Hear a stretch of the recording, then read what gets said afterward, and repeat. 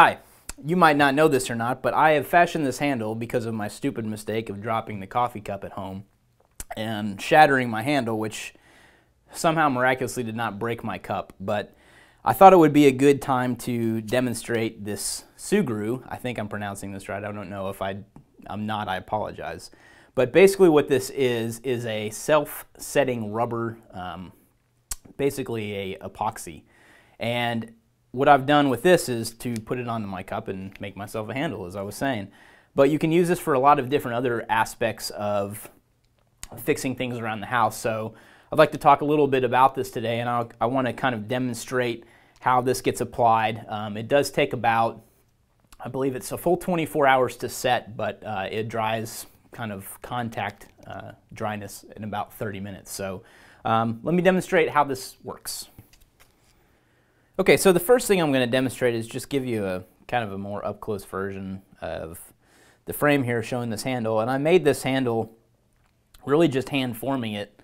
I guess this was about 3 packages, I believe, of this stuff. The pack that I bought, I'll show you what the actual packaging looks like too. So it came with, I believe, let's see how many it says. So it came with 4 white and 4 black. I picked this up off of Huckberry probably a couple months ago, but I've been trying to find uses for this kind of around the house and around the shop here to demonstrate the use of this stuff, because I think it's pretty cool. It's made in the UK, and it's pretty much used for a variety of applications. It can bond to aluminum, steel, ceramics, plastics, fabrics, almost anything.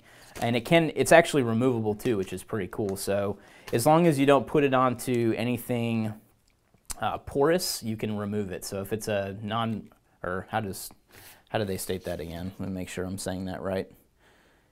So it's removable from most non-porous surfaces. So there you go.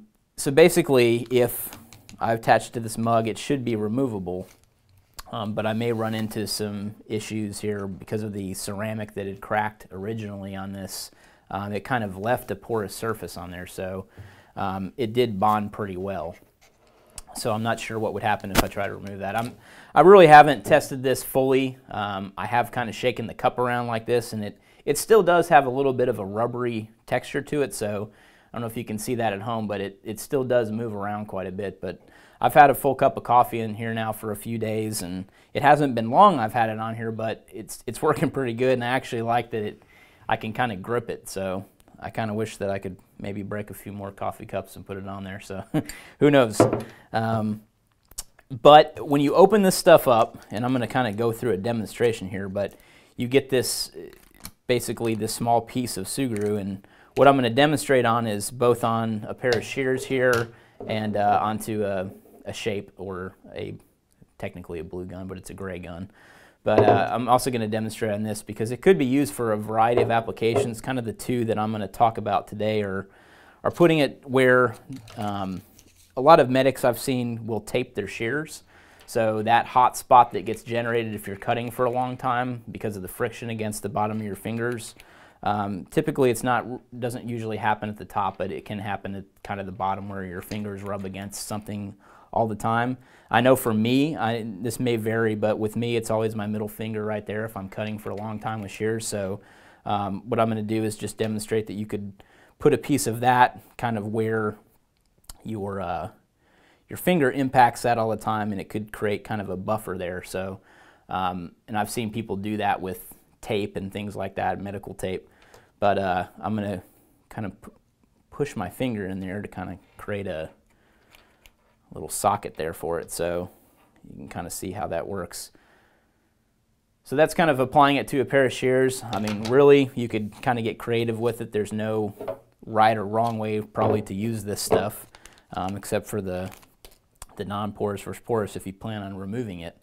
But one of the things I've done with it too is on my computer I kind of fashioned a little hook, and I'll just demonstrate kind of that real quick.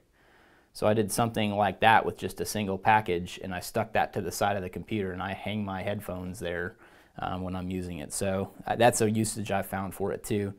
But again, I did this handle with about 3 packages, so The stuff is, there's not much in each package, so that's something you might want to take note of, but Something you could use it for too is kind of to increase grip on a gun like that.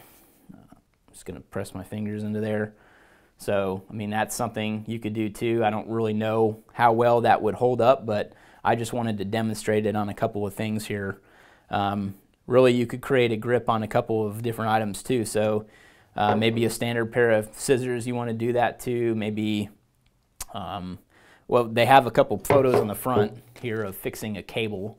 So you could fix, that looks like an iPhone cable or an iPad cable or something like that. And that's where I got the little idea for the hook for the headphones. They had that on the front of the package, which I thought was pretty cool. But they showed on a pair of scissors here.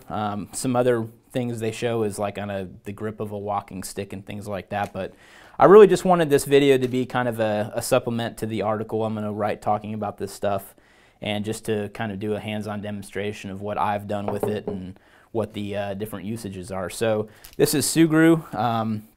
Like I said, I picked this stuff up at Huckberry, but you can also visit Sugru.com, SUGRU.com, to pick some up for yourself and try it around the house.